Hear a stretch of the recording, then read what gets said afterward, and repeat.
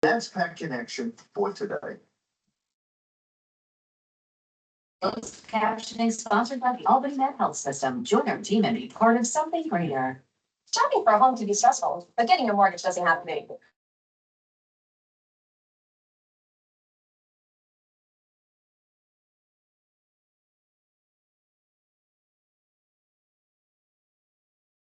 Tom, can you hear me? Okay. Thank you.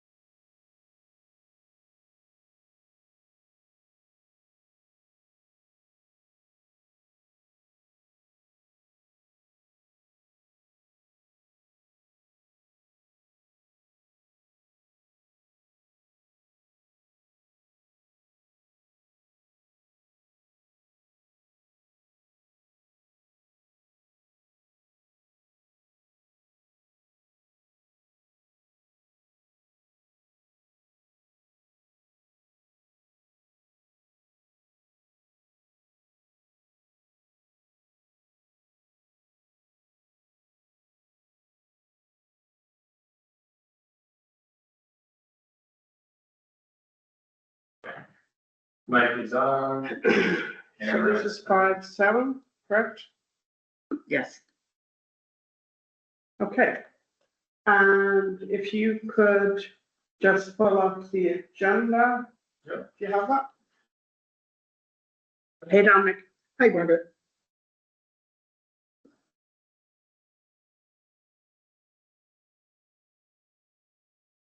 Okay, so sorry we're a little late starting. Just going to do roll call.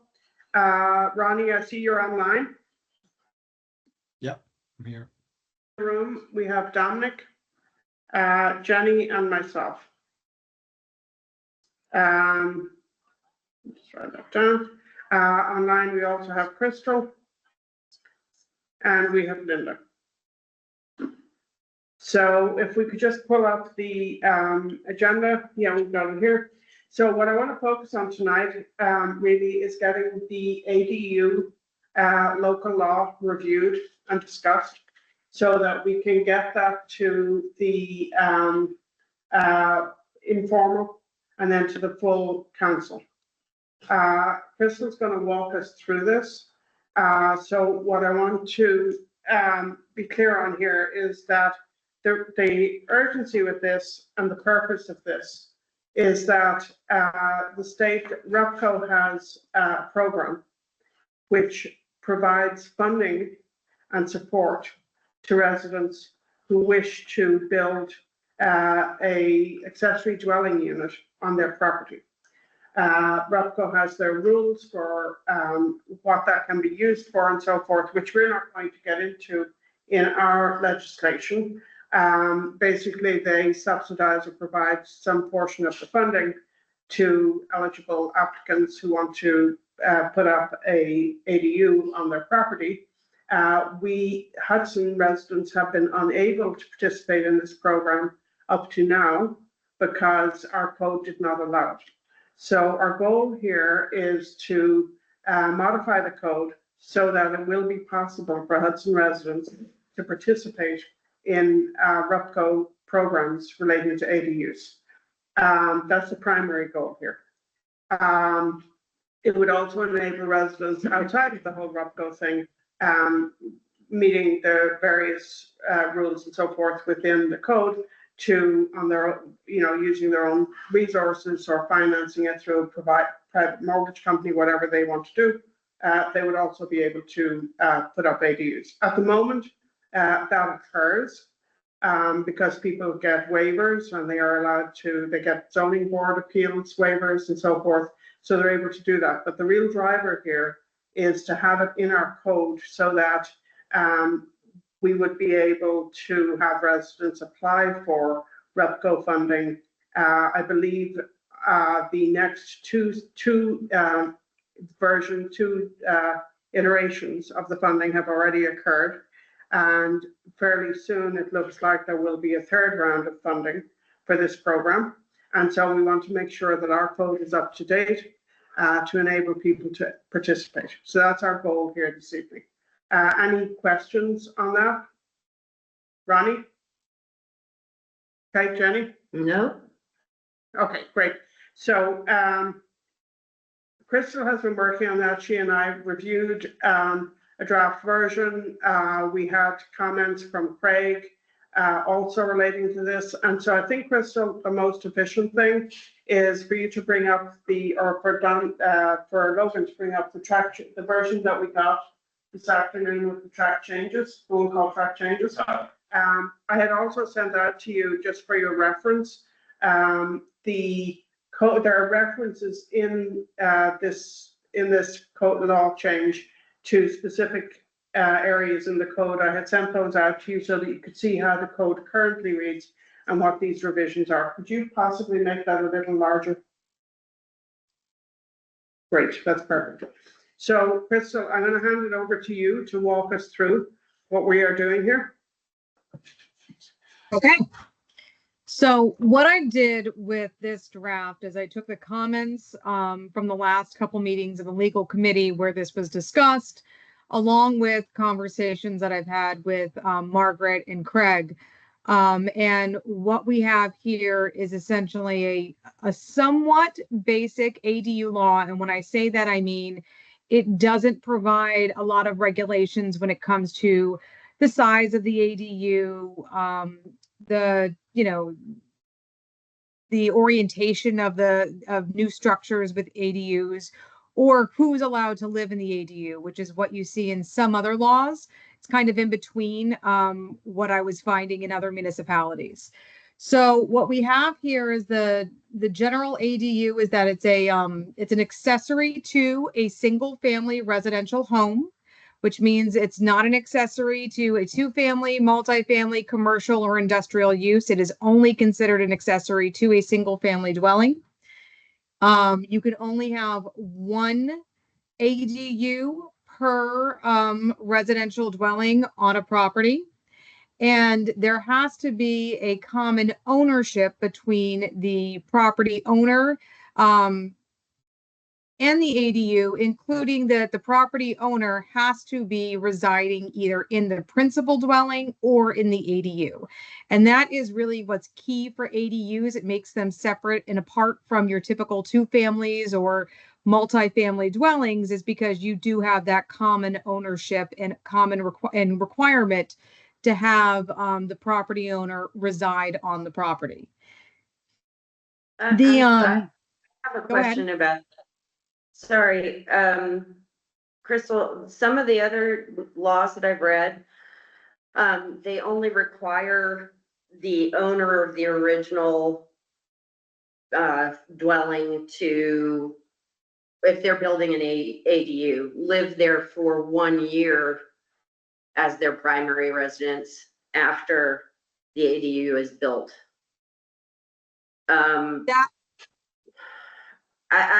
feel like so many people's lives change that, I mean, what happens if they have to leave for a while and they intend on coming back and retiring in this particular house, but they have to leave for a job or whatever the reason? Do they have to sell their house or knock down their ADU? What happens?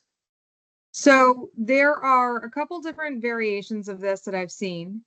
And what you're getting to, Jennifer, is a concern that Craig had brought up on enforcement, because that type of provision, it can be difficult to enforce, because the city's not always able to keep track of when a property owner is essentially not living on the property anymore. But a couple different ways I've seen this done in different laws is I've seen it done where it is a requirement. And then if the property owner decides to leave, then the certificate of occupancy for the ADU essentially is revoked. So that's where you've got the language in here about it being temporary, because if the property owner no longer resides in the property, then the ADU is not going to be certified for occupancy anymore. Okay, the use is now gone. I understand, but that becomes a huge problem, because if a building is not lived in and becomes derelict, the building essentially dies and it will disintegrate. It will fall apart, and then you're going to have other issues. I don't know. Remember that you're still gonna, it's still going to be. So when you talk about the building falling apart, typically you would still have someone there. So the ADU is either going to be inside of a primary residence as like an in-law apartment built into it, or it's going to be either a separate building or an apartment above a garage or something to that effect. So there's still going to be occupancy on the property. That's the point of all of this. But other ways I have seen it is where I've seen it where if the owner of the property no longer lives there, then a family member, someone, a close family member still can then take their place. And you see that typically with, older people that are going to move out, and they, a child comes in and takes over it or something to that effect. This is really. If the C of O is taken away, then how is there someone still living in the ADU? And secondly, if you're someone like me who has no family, I don't have brothers and sisters, I have an 83-year-old father, like, I don't, you know, there are situations where this won't work. And I think that maybe just making it that if you're building an ADU, then you must be a primary resident of the primary residence for at least a year or two before, you know, and not take away someone's C of O on an ADU that will then, it will then just fall apart. So I guess what I meant when that there's still someone residing on the property.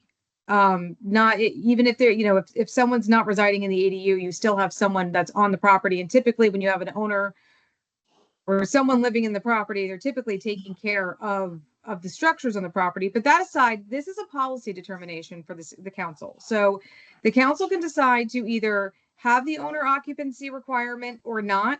It's just that when you're talking about accessory dwelling units, what makes that different from a typical two-family or a multifamily is that common ownership, so that you don't have a situation where someone comes in, they have a principal residence, they build another, you know, apartment or whatever, and then they leave, and you have essentially your absentee landlord, and your absentee landlord issues. That's the difference between your ADU and your typical, you know, either investment property, two-family or multifamily. Again, this is a policy determination for the council, though. I know that Craig did have some concerns about, you know, tracking it and not having the staff to track it, and whether there had to be some sort of communication with, say, the assessor's office if the ownership changed on the property. All of those are real concerns with this, and all of those are legitimate issues with these types of laws, just like they are with your short-term rental laws. But that is a policy decision for you, as, you know, you guys as the legal committee and the council, to decide in how you want to structure these ADUs.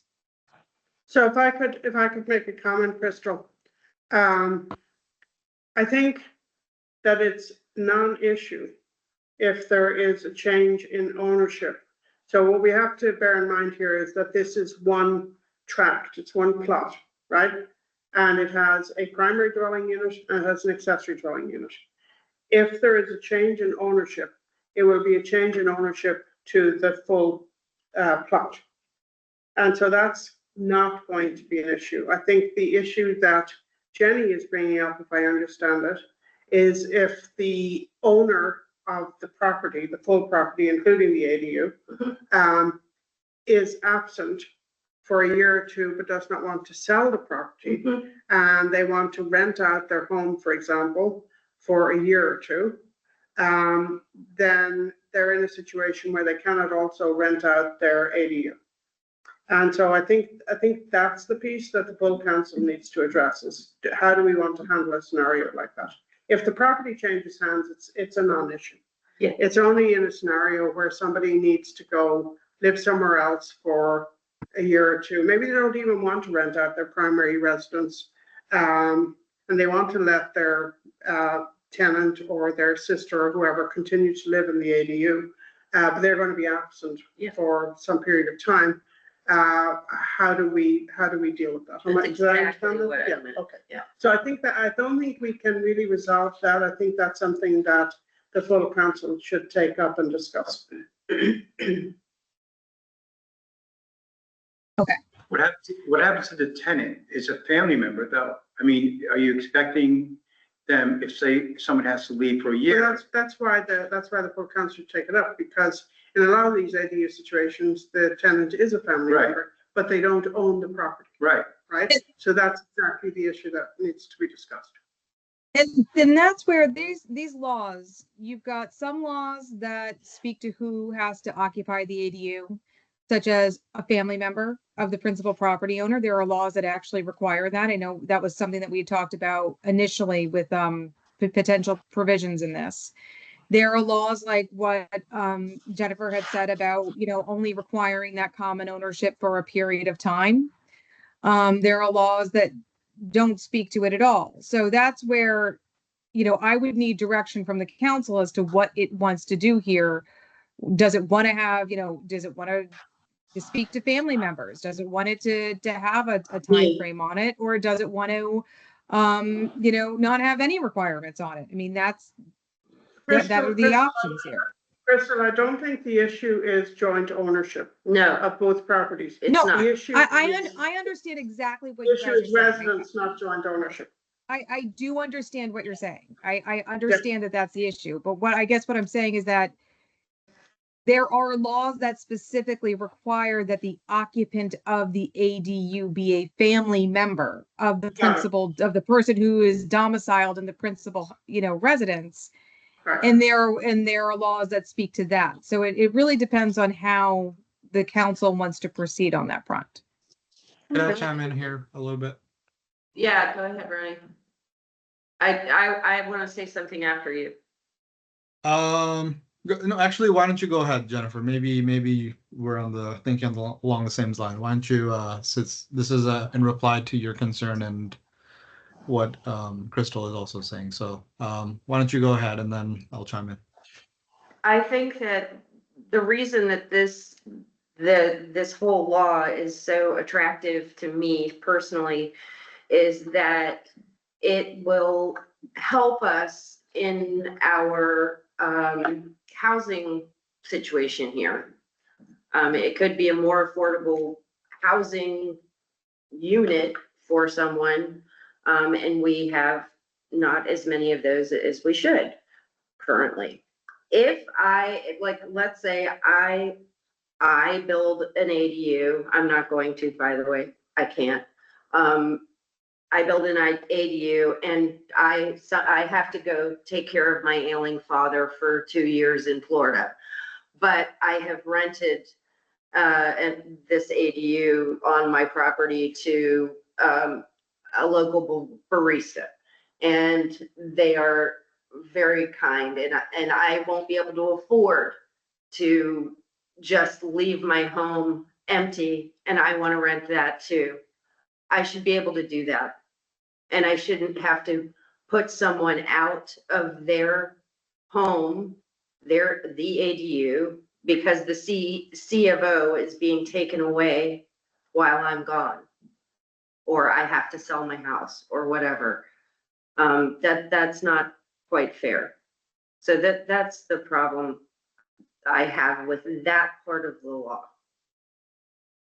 Ronnie? Yeah, I think I'm kind of, thinking of possible scenarios and solutions to it. I see where Jennifer is going. Hudson is a very small landmass. Really, we only have so little we can do to increase housing availability. So, I mean, one way we can, instead of just leaving it up to the entire council to start from zero, maybe we can propose, potentially a couple of ways where we can look at this. Maybe we can think about, opening up to rental possibility outside of family, but there is some further tax or fee implications there. I would imagine that adding a unit to your parcel would also increase, assessments and things like that. So, if the city increases occupancies, potentially increases revenue as well if we were to introduce some sort of a fee structure. Is that something that you've seen anywhere, Crystal, on any of the laws that are already there? You pay a certain fee if you wanted to use it just as a rental property, or, and you would waive that potentially if it's a family member, things like that. Oh.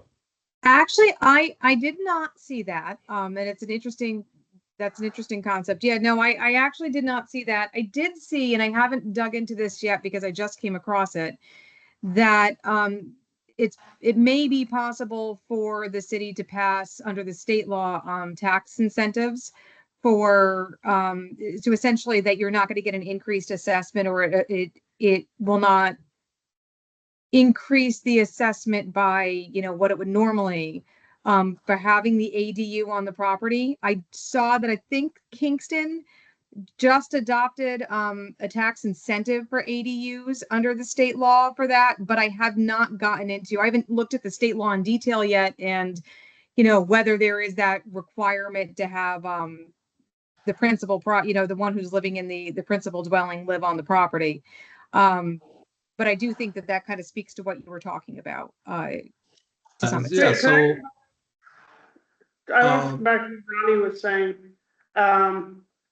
and a comment that you made, Crystal, about absentee landlords. So the scenario that Jenny is talking about is one where somebody potentially temporarily or potentially even permanently decides not to live in the principal dwelling anymore, and they move and they don't want to sell the property. Can we think about why it would be a problem for the owner of a property, a landlord, to have a primary dwelling and a secondary dwelling, both of which are rented out? Why is that problematic where it isn't? And it's an open question. Why is that problematic, whereas it is not problematic for a landlord to have a two-family property that they're renting out to two families? What difference are we seeing between those two? I'm not seeing one.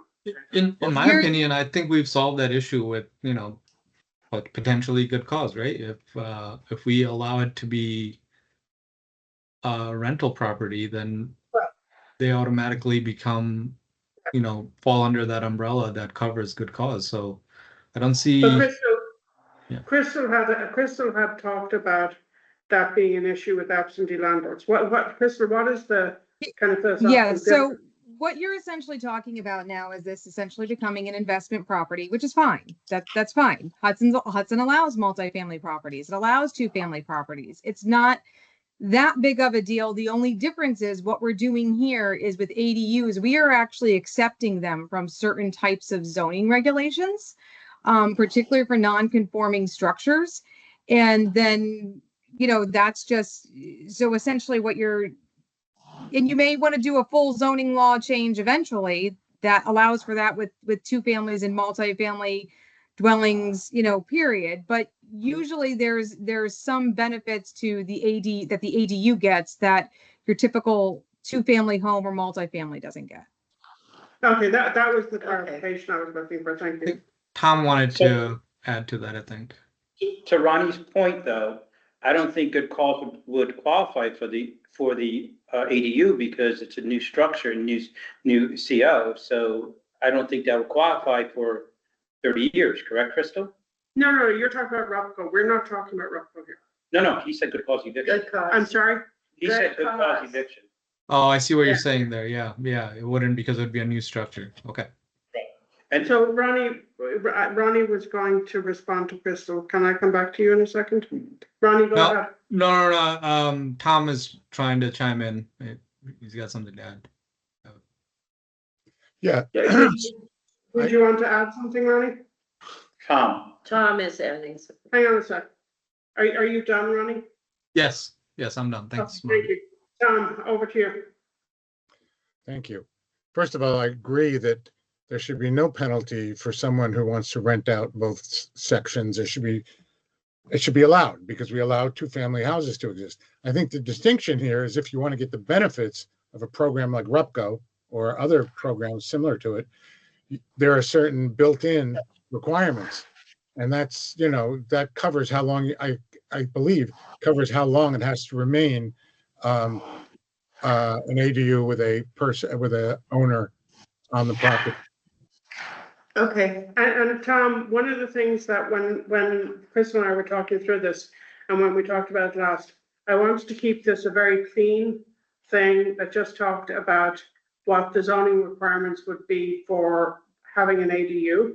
And then if somebody is going the RUPCO route, they fall under the RUPCO rules, and we're not going to get into that here. And if they're not under RUPCO, they're financing it themselves. I'm not really seeing a philosophical difference between a two-family house that somebody is renting out versus a property that has a primary and a secondary residence. But I get Crystal's point that I believe it's exactly what I just said, but okay. I'm agreeing with you, yes, Yeah. oddly enough. But I kind of get what Crystal is saying here, that we're setting up something here that gives certain exemptions to allow people to have ADUs because of, this scenario of the owner living in the property. So I think we could probably, I would be leaning towards allowing for a situation where the owner does not reside in the primary dwelling.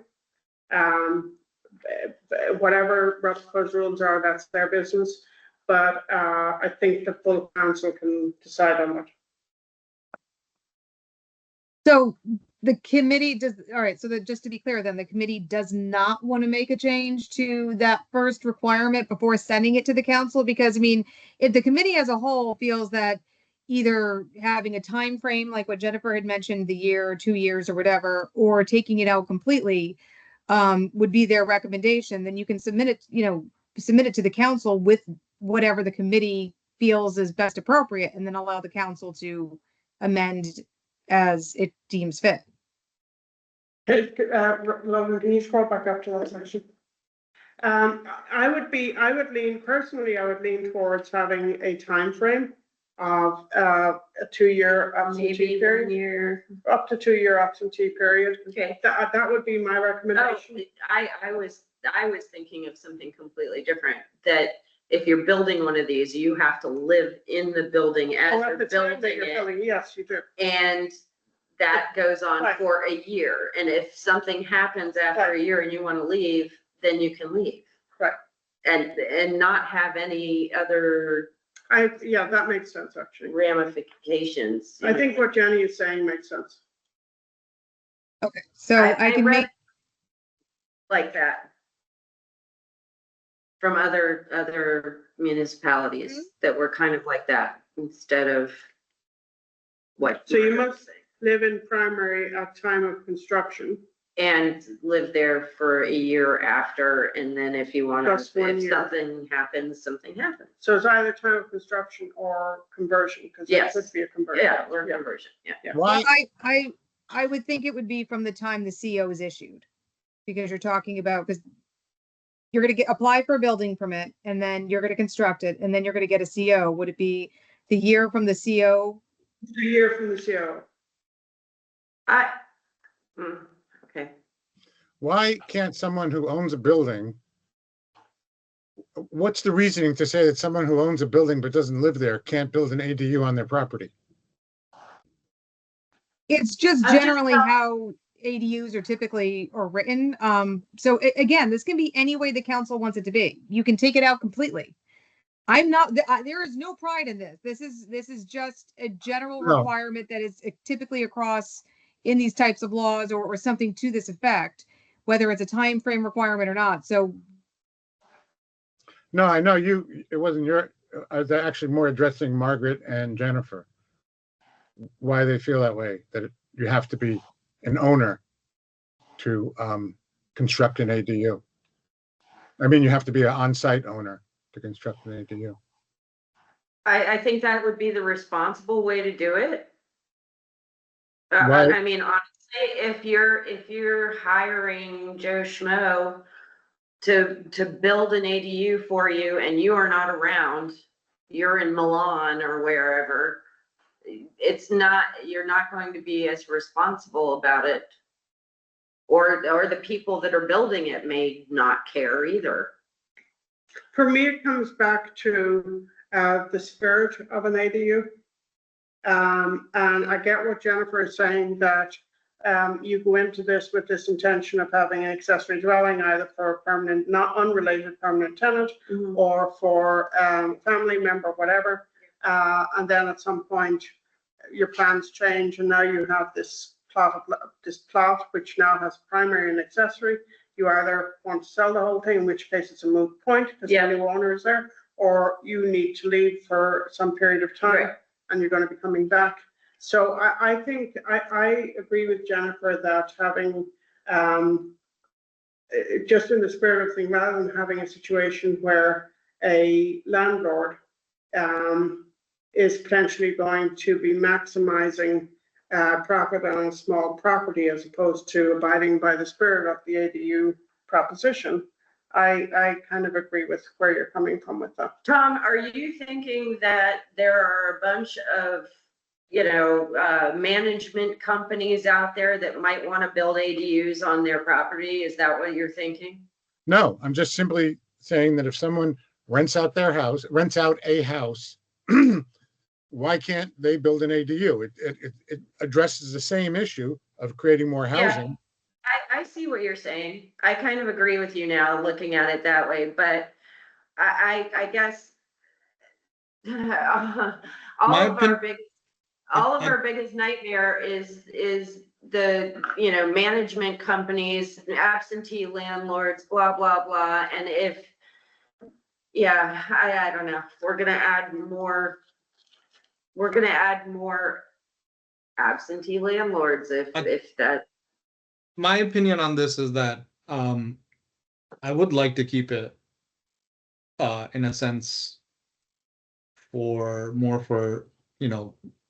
on-site owner occupiers, just because in my sense it kind of goes towards preserving that small town feel of Hudson. Sure, in the future, if future councils want to look at going beyond that and allowing everybody to, add another housing unit, that would be fine. But I think, especially me, when I ran for election and I'm running for election again, one of the things that I ran on was to, have a responsible growth towards and try to prevent as much gentrification as possible. So this is not, I would say that this limitation goes towards preserving some semblance of that, you live in Hudson, you potentially work near Hudson or in Hudson, and you're providing more housing for your family members to continue to live in Hudson. That's my priority when I look at any housing related issues.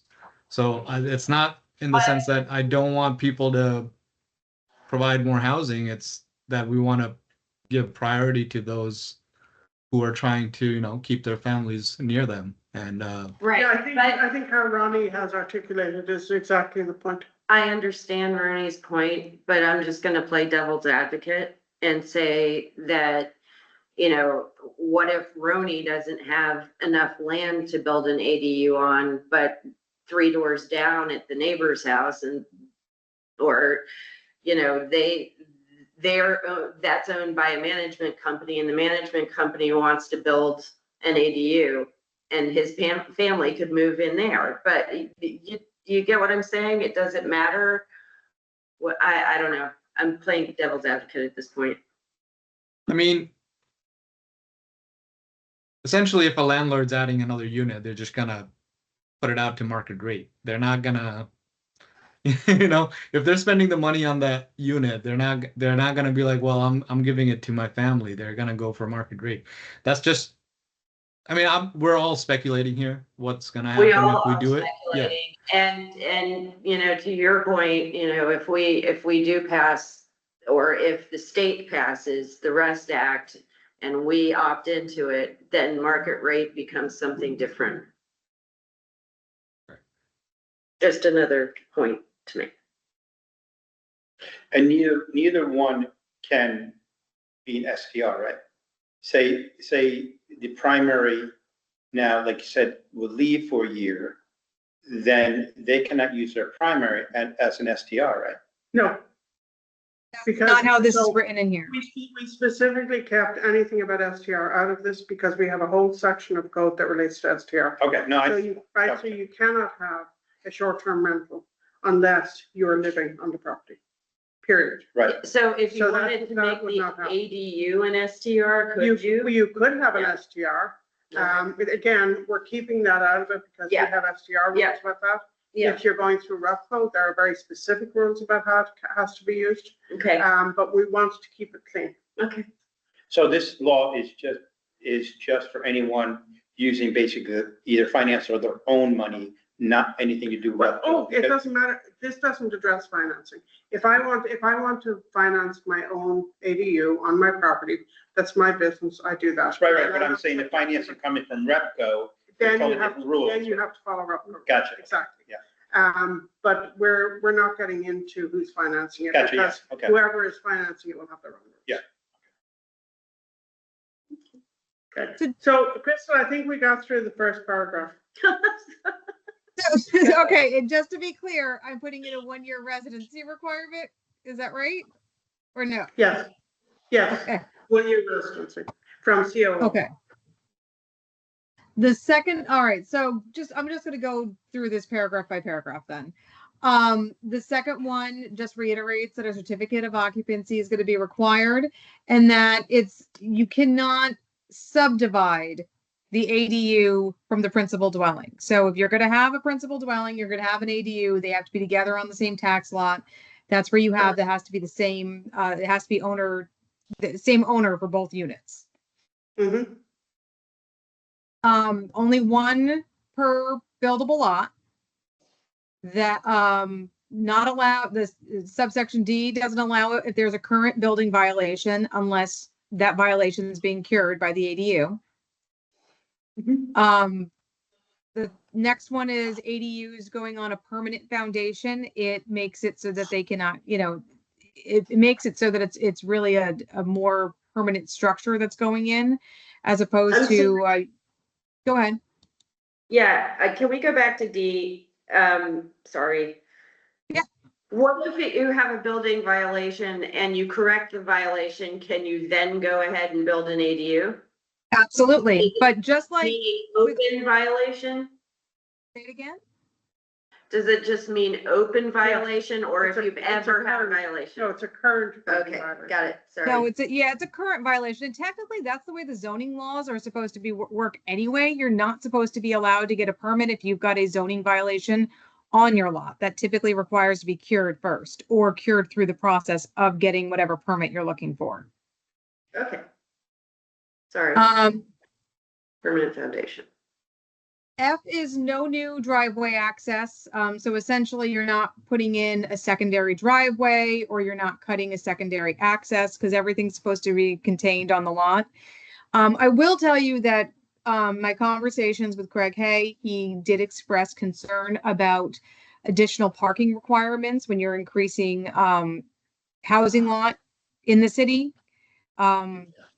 There's no way really around that with drafting this law, no matter what. If you're talking about increasing housing, you're going to end up having typically an increased demand on parking as well.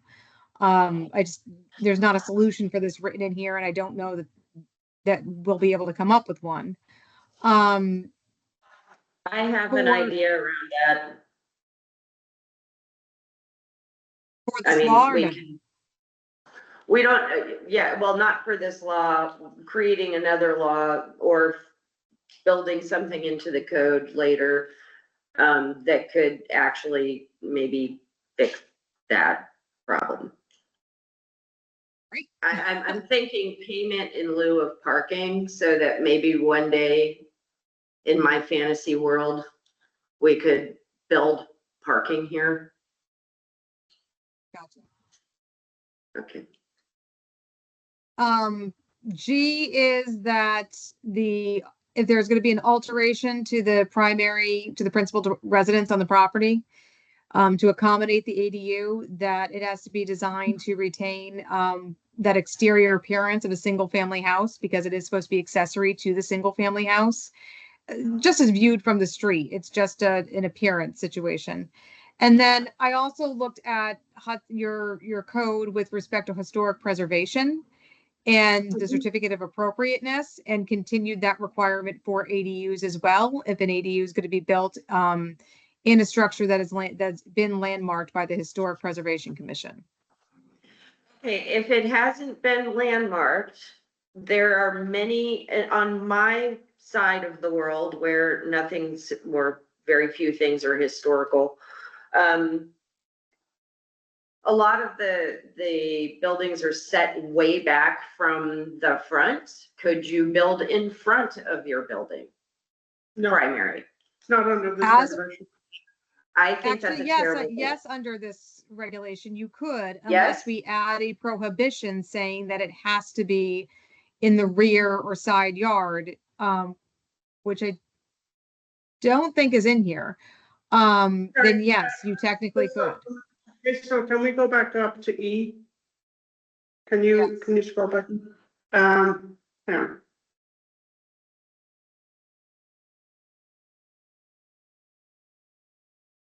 So what it says is alteration to the principal residence shall be designed to retain exterior appearance.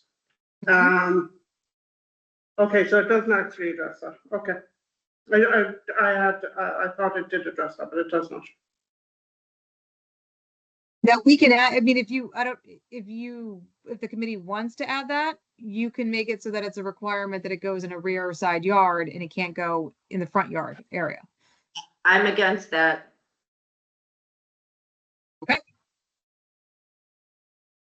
Um, Personally, I'm in favor of that, but we can have the council decide.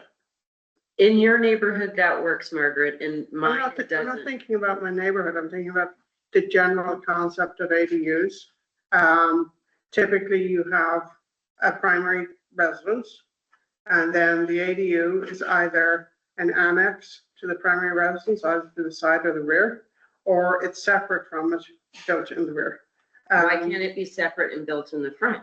Because then you are changing the view from the street. Also, isn't there a code for setbacks for certain properties and that there's a Yeah, setback there are code anyway many codes. existing? There are so many places in the fourth ward that have more room in the front and you could still have your setback than in the back. Mhm. And that's all I'm thinking about. And I've already talked to, there are two people that I'm thinking of that want one of these. There's work on the side, they would work on the side, but I do have in my mind picturing my particular area. There's a lot that have setbacks in the front that are so large that you could actually fit another structure there.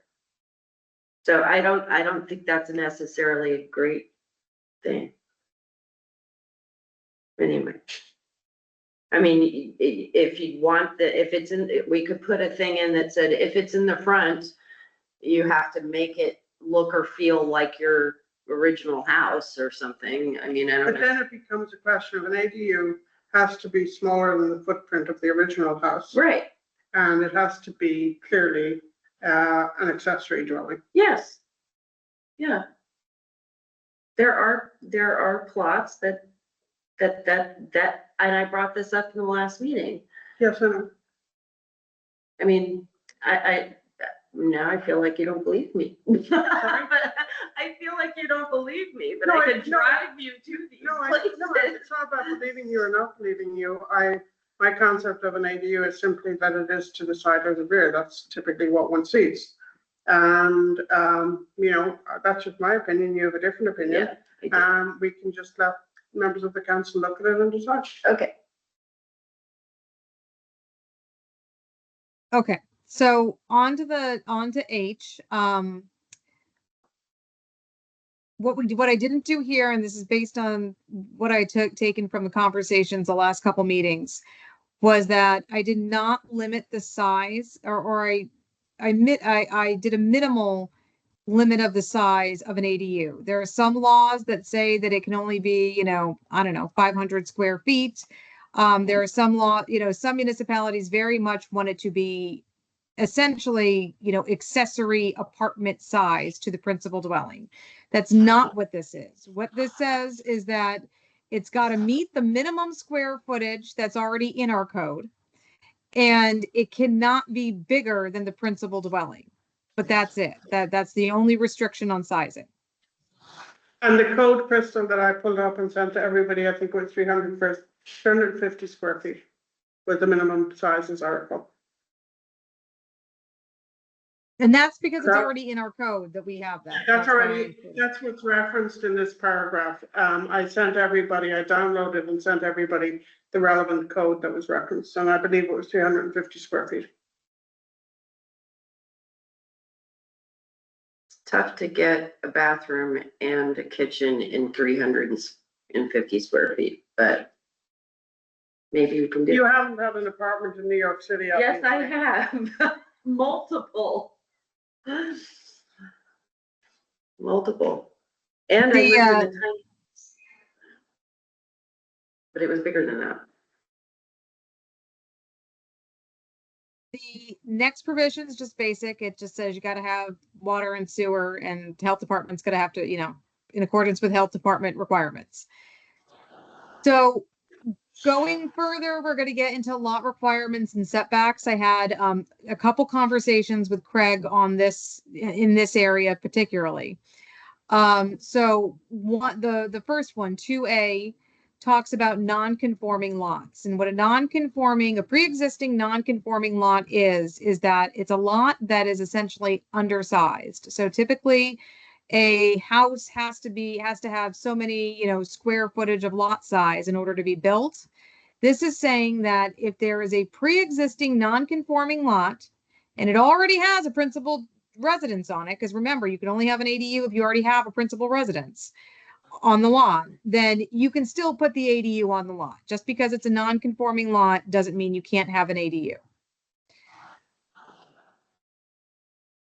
With respect to 2B, it goes a step further and it says, okay, well, with the exception of this non-conforming lot issue, and with the exception of the pre-existing non-conforming structures below, otherwise the ADU has to meet the setback requirements and the height requirements and essentially the bulk regulations for a single family dwelling for that zoning district. Now, initially I had it set to accessory structures, the requirements for accessory structures, but in talking to Craig said it would be better to just put it as the setback requirements and the bulk requirements for a single family dwelling, because that's actually in some areas less restrictive than what we have for accessory structures. So that's why it's written that way.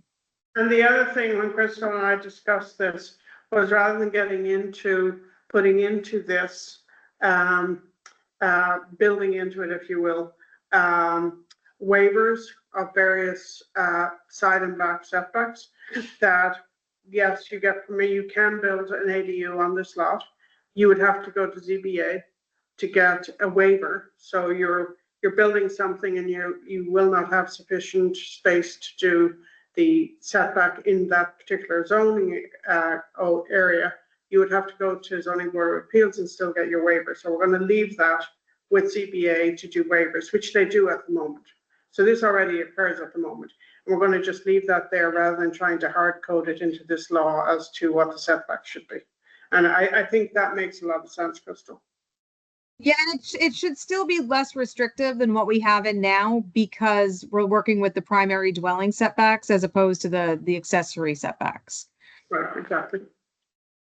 And then for section 3, this is where we get into the non-conforming accessory structures.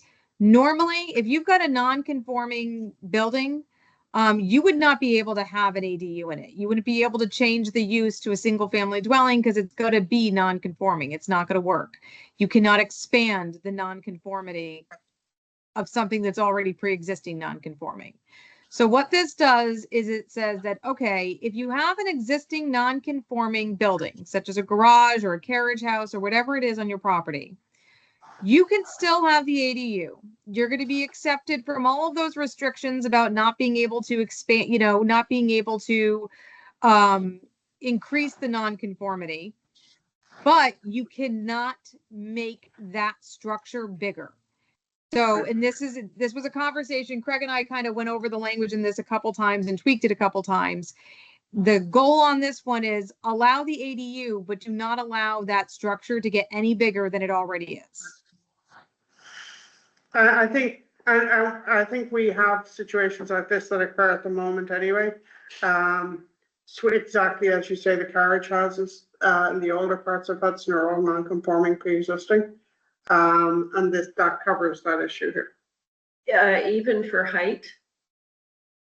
Yeah, it does, because like if you have a carriage house, it's a pre-existing non-conforming. Most of them are not height related, but most of them are non-conforming with regard to setbacks. No, but what I meant is you couldn't, I understand not being able to build off the footprint of it, but could you build up is what I'm asking. You have to comply with the height restrictions in whatever area you are. All right, So if it's already not complying with that, you're not going to be allowed to increase that. You're not going to be allowed to increase that. You can't enlarge the structure itself. So okay, you can go in, gut it. Right now, as it is, you wouldn't be able to go in and make any sort of structural changes, height or interior or otherwise, to convert it to the ADU. It's not allowed under the code. This allows for all of that working within that same, essentially working within the bones of the building that you have. Right. okay. And that's that. And then we just have the definitions. Awesome. Yes. Okay, so I think, thank you all. And I'm sorry for not getting it to you earlier, but since I wanted to just focus on this tonight because I think it's really important to get this before the full council so we can move forward. So that hopefully the Repco stuff will come through fairly soon. Dominic, you've been very quiet. Do you have any comments? No. Okay. So we will get this, Crystal, if you we have just a couple of tweaks here. If you make those, then we can get it to the informal meeting and then to the full council. Anything else? So I'm keeping a couple of particulars on the agenda right now. Does anyone have any new business? No, New business, Dominic? Ronnie? Ronnie, I think we may have lost Ronnie. Oh, no, there it is. No, I'm still here. No, I don't have any new business. Okay. I'm very disappointed that you're not here because I was going to try to get you to help me set up my WhatsApp on my computer. Alexa? WhatsApp. Oh, Because the only way I communicate with my family in Europe is through Skype, oh, which ceased to exist yesterday. oh, no. And I've been trying to get WhatsApp onto my computer and I'm having problems. That's And so, that's an easy one. Maybe Logan can help you. sorry? Logan might be able to help you. It's fairly easy. Are you? I don't have WhatsApp, but I can try to get it on my computer. Okay, all right, It's yeah. just if you I have it on my phone and I'm able to call them on my phone, but I'm getting charged international cell phone rates, which is not a good thing. no. So Margaret, So there's we can talk about that after this meeting. So Sure, if we yeah, have give me a no call. more new business. Do we have a motion to adjourn? make the motion. Second? Right We here. have a second, and thank you all very much and have a good night.